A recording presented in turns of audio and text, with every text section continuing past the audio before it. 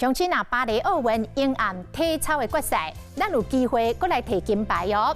亚洲的鸟王董家宏参加到男子单杠的决赛，对手是伫个资格赛排名第1的中国选手。这排名第2的董家宏讲，伊真有信心打败对手，为台湾搁摕一块金牌。难道会当排世界前3伫体操单杠中评分16.5分？咱个歌手亚洲鸟王董家宏一套动作热爱兴奋流水，另外这招直体鸟跳更也是伊的绝招。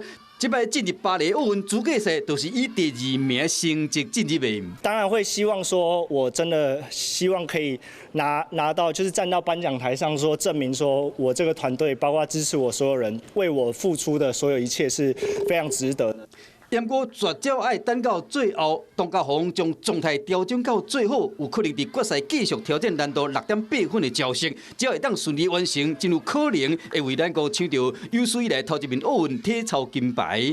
单杠决赛伫阴暗7.33分要举行，对上资格赛排名第1的中国选手张博恒，这嘛是目前董家宏头一回家乡得，即嘛有机会拼金牌。不过回顾1年前，捌拄到毁灭性的打击，伊后脚筋严重伤势，捌变成伊心魔。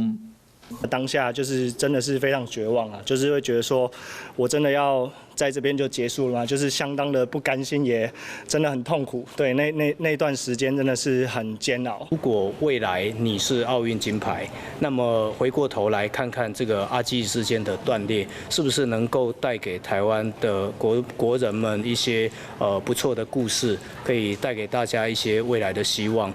短短半年，入关中华奥运的舞台，教练嘛强调讲，今年的目标就是提起放下落。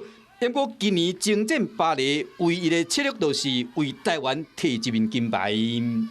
Hello， 我是林明瑞。想要抢先掌握最及时的新闻资讯吗？赶快订阅、按赞、开启小铃铛，锁定我们华视新闻的 YouTube 频道。